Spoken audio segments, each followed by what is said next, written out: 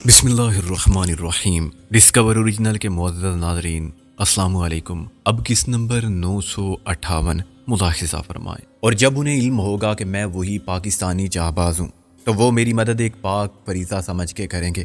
نکار خانے کے نچلے حصے میں رات گئے تک شور میشر برپا رہا۔ ایک ٹی وی پر انگلش فلم بڑی اونچی آواز میں چل رہی تھی، دوسری طرف ڈیک پر پاکستانی پنجابی فلموں کے گانے بجائے جا رہے تھے۔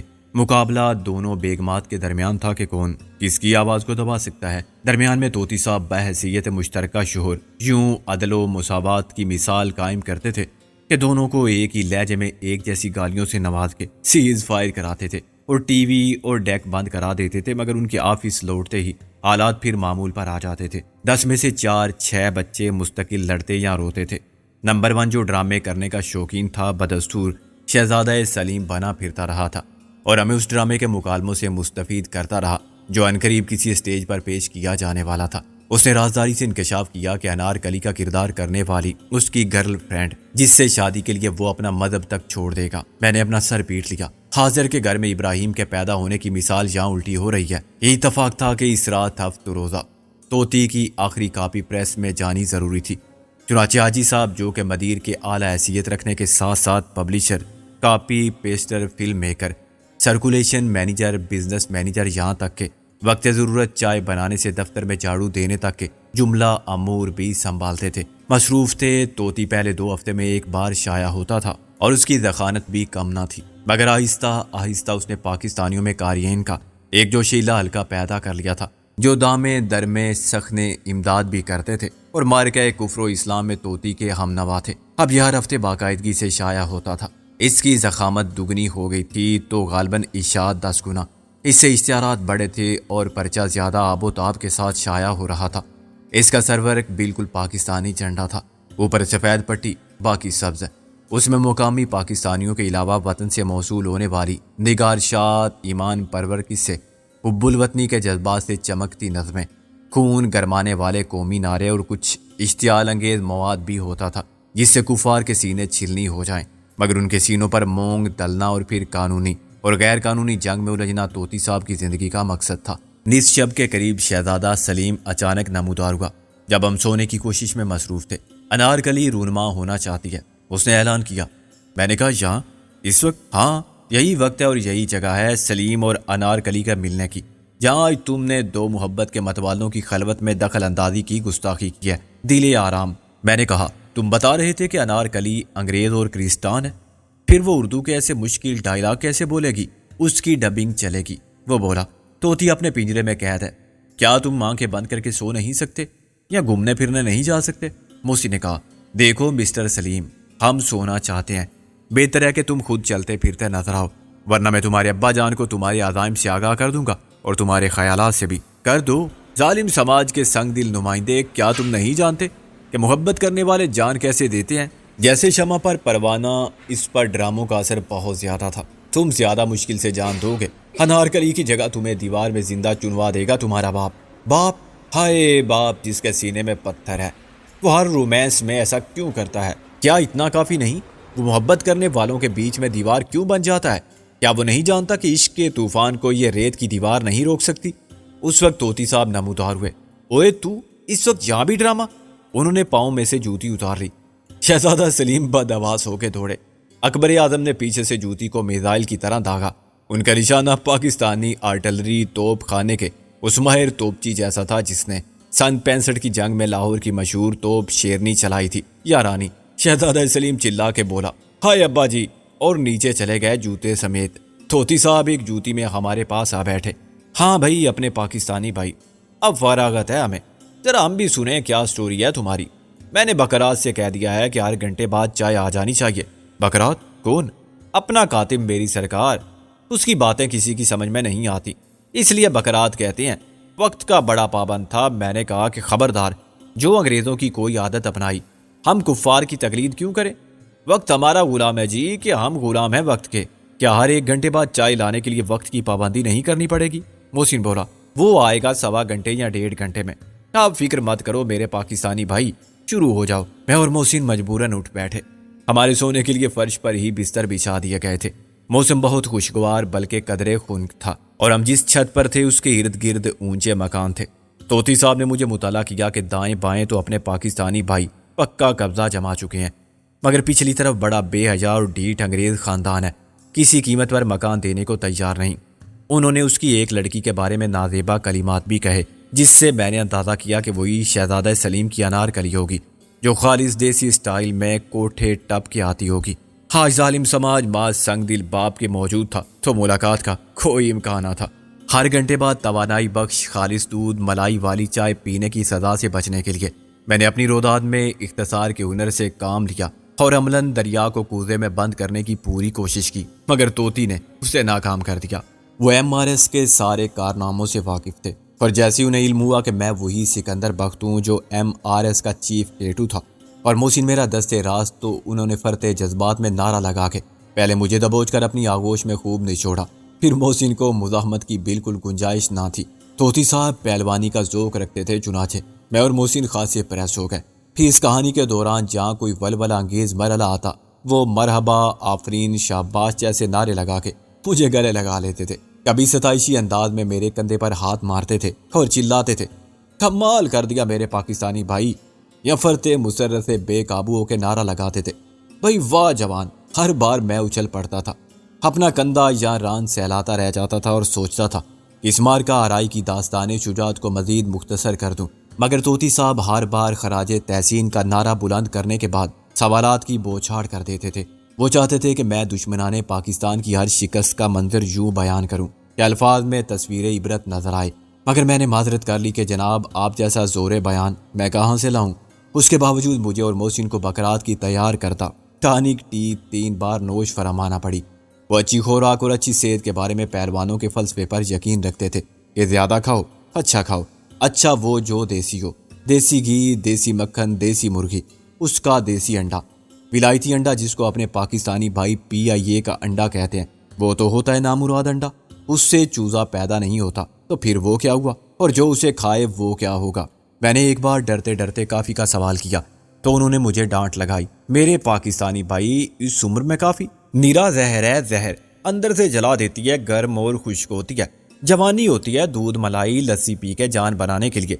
आज भी मेरी सरकार खुराक है 2 किलो गोश्त भुना हुआ, 2 किलो भैंस का ताज़ा दूध, सुबह बादाम गोट के और शाम को 6 अंडे डाल के। 1000 दंड बैठक तो एक सांस में पूरे कर लेता हूँ। उनकी शानदार तोंद को देखते हुए ये सब गलत भी नहीं लगता था। वो मेडिकल साइंस के जदीद नजरियात से यकसर मुनकिर थे जो अहलियाने मगरब ने तिब्बे मशरिक से लिए, मगर अब उसी को मिटाने पर तुले हुए थे। उनको मैं कैसे समझाता कि तिब्बे मशरिक को जवाल की जानिब और फना की मंजिल के करीब पहुंचाने वाले तो खुद वो जाहिल खुद साख्ता दीवारी हकीम थे जो तहकीक के नाम से ना आशना थे और सैकड़ों साल पुराने नजरियात और मुजरबात के मुताबिक अवारिज़ अवाकिब जाने बगैर कदीम यूनानी अद्वियात से हुआ शाफी लिख के हर मर्द का इलाज कर रहे थे। सदरी नुस्खों को एक खुदगर्दाना रवैये के साथ कमर में ले जा रहे थे। सुबह होते ही मैं और मोहसिन MRS की जिद्दोजहद और अपने मसाइल पर मबनी दास्तान का अपने बाप शुमारे में कामयाब हुए और तोती साहब के पास भी मजीद फजूल सवालात ख़त्म हो गए तो उन्होंने मजमूई सूरत को जहन में रखते हुए हूँ और फिर गौर व फिक्र में डूब गए। 5 मिनट तक खला में घूरने मुँह चौके गैस हुए ताबदार को और भी ताबदार करने के बाद उन्होंने फिर कहा हूँ, और जब तीसरी बार दरियाए फिक्र में गोता जन हो के निकले तो मैं और मोहसिन ऊँग रहे थे। तोती साहब ने मेरे कंधे पर हाथ मारा, समझ लो कि तुम्हारे सब मसाइल हल हो गए मेरे पाकिस्तानी भाई। मैंने मजरूब कंधा हिला के कहा, किस चीज़ में हल हो गए? उनके कहके पर मोहसिन हड़बड़ा के सीधा हो गया, हल कैसा हल? वो जो बैल चलाता है खेत में। तोती साहब ने कमाल शफकत से फरमाया, चलो अब तुम नीचे ऑफिस में जाके सो जाओ, वहीं बकरात भी होगा मगर तुम्हारे लिए जगह निकल आएगी मेरी सरकार। मैं आज तोती की तबात में मसरूफ़ रहूँगा मगर तुम्हारे मामलात भी ज़ेरे गौर रहेंगे।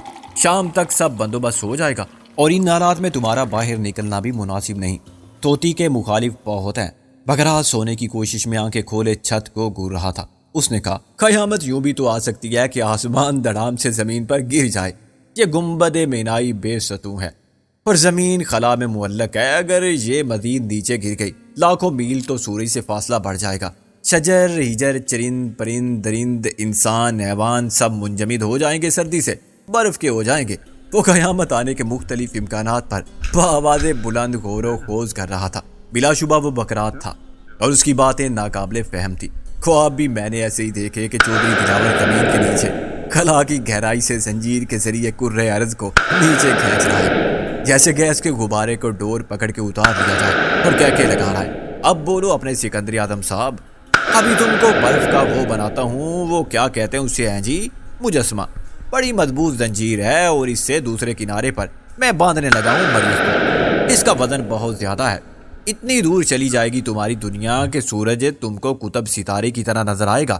پھر نہ جانے کس نے سورہ اسرافیل پھونکا، اور میں فوراً مردے کی طرح قبر سے اٹھ کے میدان حشر کی جانب دوڑنے کے لیے اٹھا تو محسن بھی جا گیا۔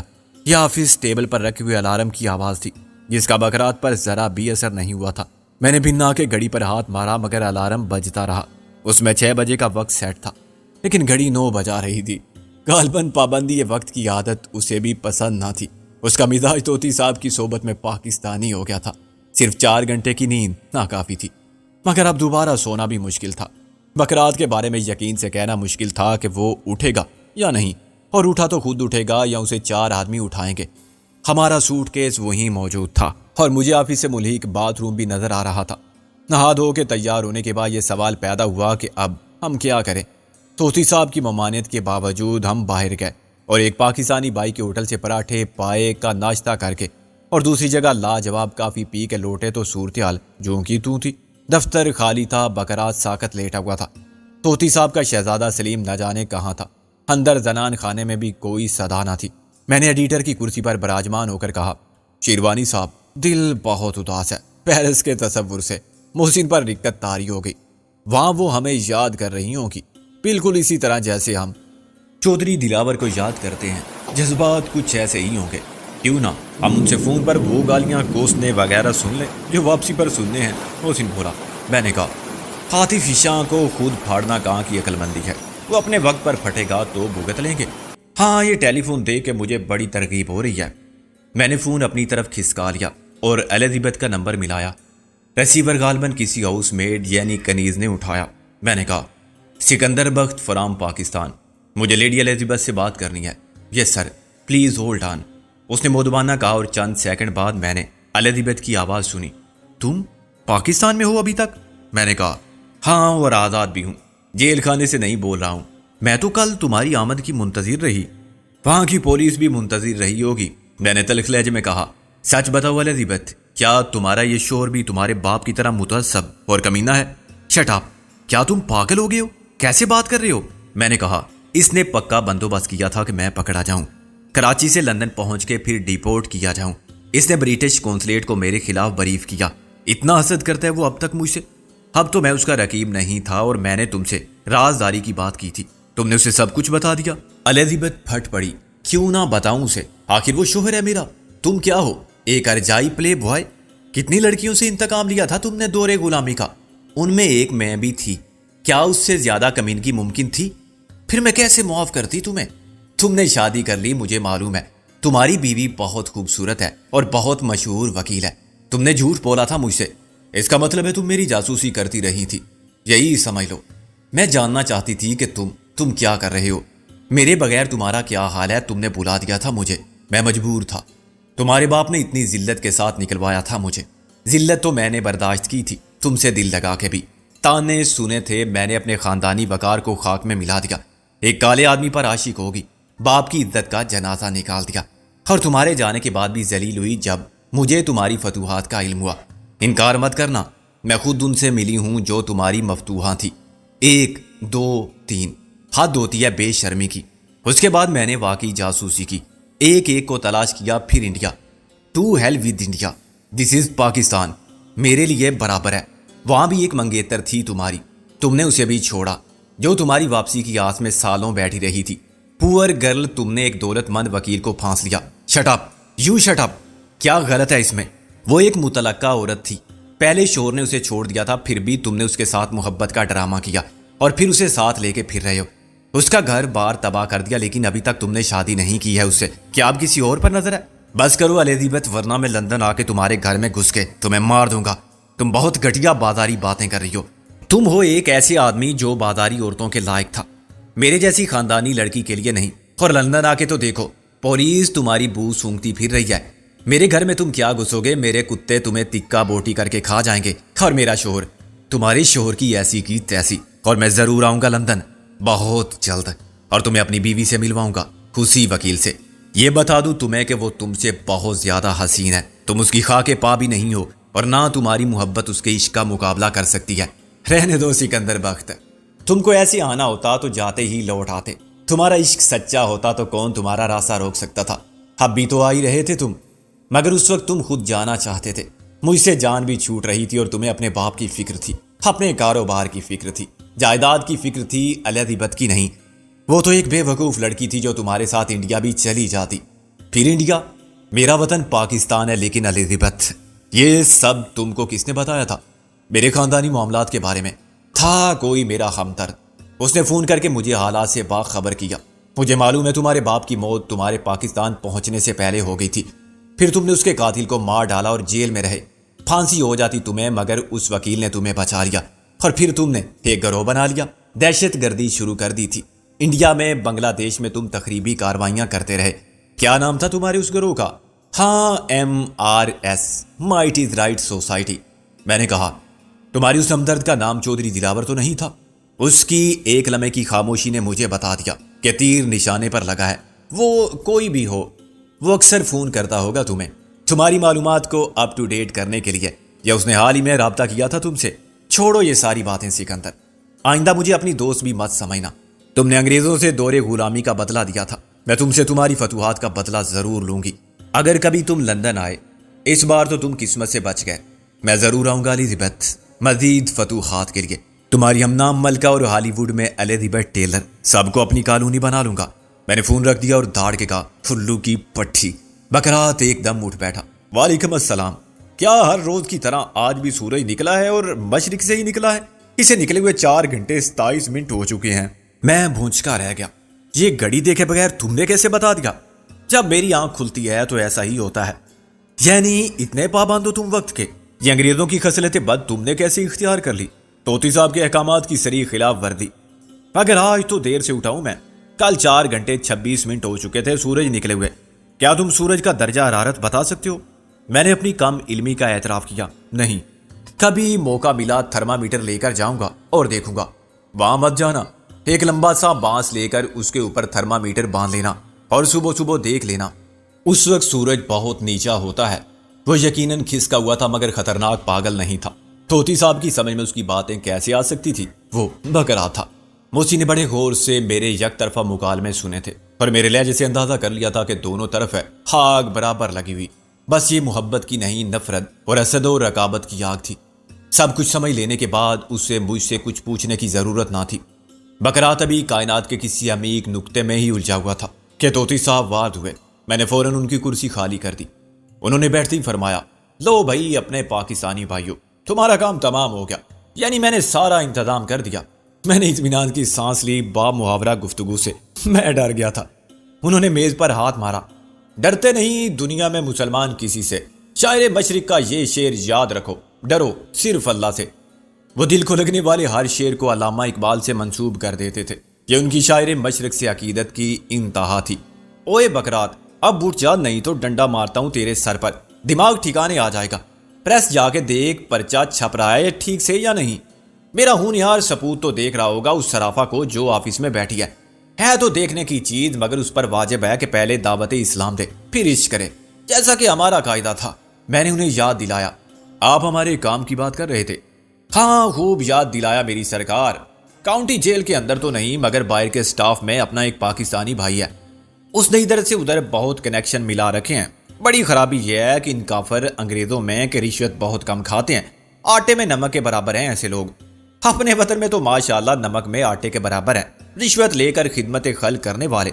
ایک راستہ نکل آیا ہے، ایک دوبن ہے واش وومن، وہ اندر ہی کام کرتی ہے اور اس کے ناجائز مراسم سب سے ہیں، قیدی سے جیلر تک سب کی دولت مشترکہ ہے وہ میری سرکار، وہی کرے گی اپنا کام۔ 100 پاؤنڈ سے بولی شروع ہوگی۔ بولی؟ ہم اسے کسی قیمت پر خریدنا نہیں چاہتے، مفت ملے تب بھی۔ طوطی صاحب ان سے کام کی بولی، اپنے پاکستانی بھائی اسے آفر دے گا کہ جارج سے ملوا دو، وہ بے گناہ جیل کاٹ رہا ہے، اگر اس کی جان بچ جائے اور تمہیں ثواب کے ساتھ 100 پاؤنڈ بھی ملیں تو اس سے اچھی بات اور کیا ہو سکتی ہے۔ امید ہے 200 پاؤنڈ میں کام ہو جائے گا۔ میں 200 پاؤنڈ دے آیا کہ بسم اللہ کرو۔ رشوت دینے کے لیے بسم اللہ؟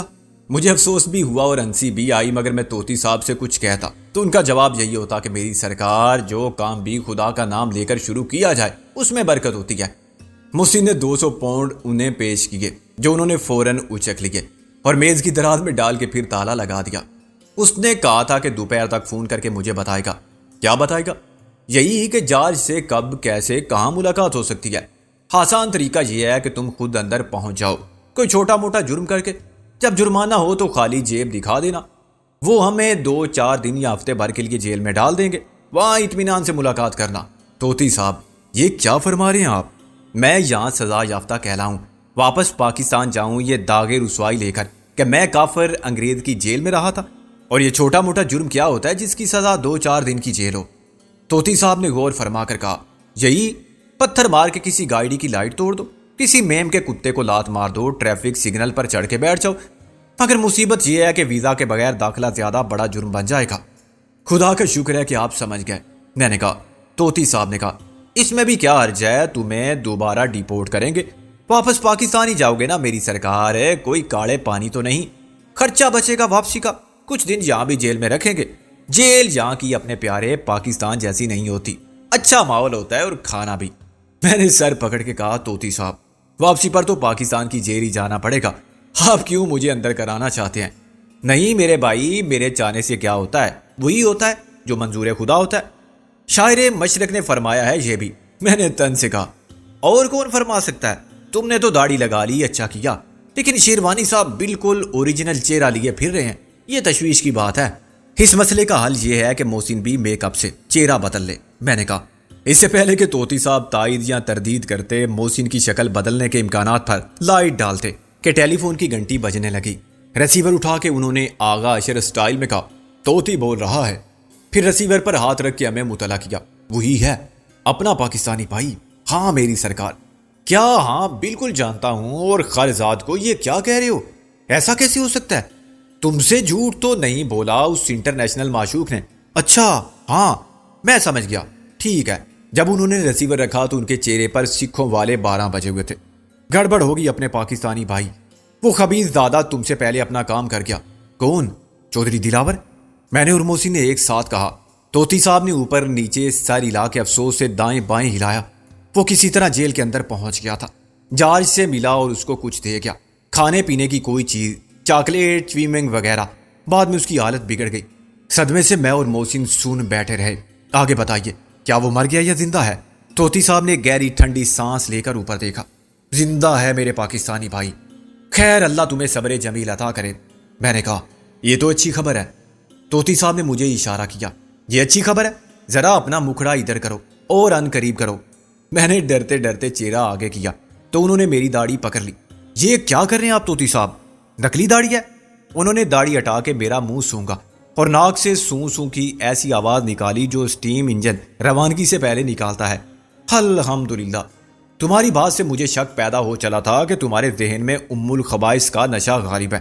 ویسے داڑھی ملائم اور ریشمی ہے، غالباً میڈ ان جاپان ہوگی، اوریجنل لگتی ہے۔ لا حول ولا قوت الا باللہ، میں نے کہا۔ اپنی 100% خالص دیسی چیز ہے، ساختہ اسلامی جمہوریہ پاکستان۔ مگر یہ آپ نے کیا نامعقول حرکت فرمائی تھی؟ کیسے فرض کر لیا آپ نے کہ آرام شیب میرے حلق سے اتر کے دماغ تک چڑھ گئی ہے؟ انہوں نے دوستانہ انداز میں اپنا پہلوانی کے داؤ والا ہاتھ میرے شانے پر مارا۔ برا ماننے کی بات نہیں، اپنے بہت سے پاکستانی بھائی ولایت کا روح آخر کس لیے کرتے ہیں؟ ولایتی شراب کے لیے جس کو منہ لگاتے ہی وہ جامے سے باہر ہو جاتے ہیں، یا ولایتی شباب کے لیے جو منہ لگانے سے پہلے ہی جامے سے باہر ہوتا ہے۔ تم نے بات ہی ایسی کی تھی؟ میں نے کہا، ایسی کون سی غلط بات کی تھی میں نے؟ محسن بھی بولا، ہمارا کون اللہ کو پیارا ہوا تھا کہ آپ نے صبر جمیل کی دعا کی۔ انہوں نے سر ہلایا، دعا برحق ہے، آخر تمہارے 200 پاؤنڈ کی خطیر رقم نے انتقال کیا، تمہاری جیب سے نکل کے منتقل ہو گئی اس انٹرنیشنل معشوق کے حساب میں۔ بڑا دردناک واقعہ ہے، نہ خدا ہی ملا نہ وصال صنم۔